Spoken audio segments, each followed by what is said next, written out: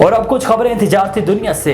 State bank of Pakistan آج اپنی نئی مانیٹری پالیسی کا اعلان کرے گا، جس کے تحت شرح سود میں تبدیلی کا امکان ہے۔ دولت پاکستان کی زرعی پالیسی کمیٹی کا اجلاس آج کراچی میں اسٹیٹ بینک آف پاکستان میں ہوگا، جس میں مانیٹری پالیسی کا فیصلہ کیا جائے گا۔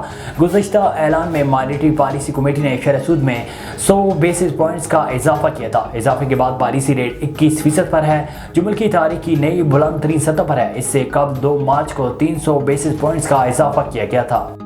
آگے بڑھیں، آپ کو بتائیں کہ وزیراعظم شہباز شریف نے کہا ہے کہ قوم کے ساتھ اپنے وعدوں میں سے ایک اور وعدہ ہم نے پورا کر دیا۔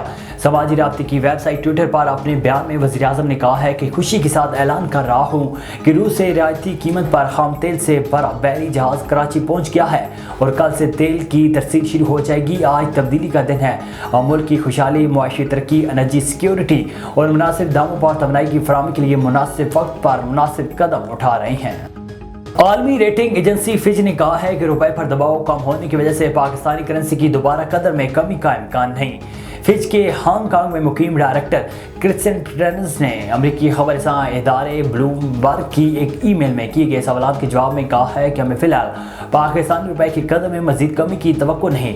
کرسچین نے کہا ہے کہ اگرچہ پچھلے کچھ ماہ میں روپیہ بہت مستحکم حالت میں ہے، لیکن اسٹیٹ بینک کے ذخائر پر دباؤ برقرار ہے، جو روپے کے استحکام کے لیے کم سے کم مداخلت تجویز کرتا ہے۔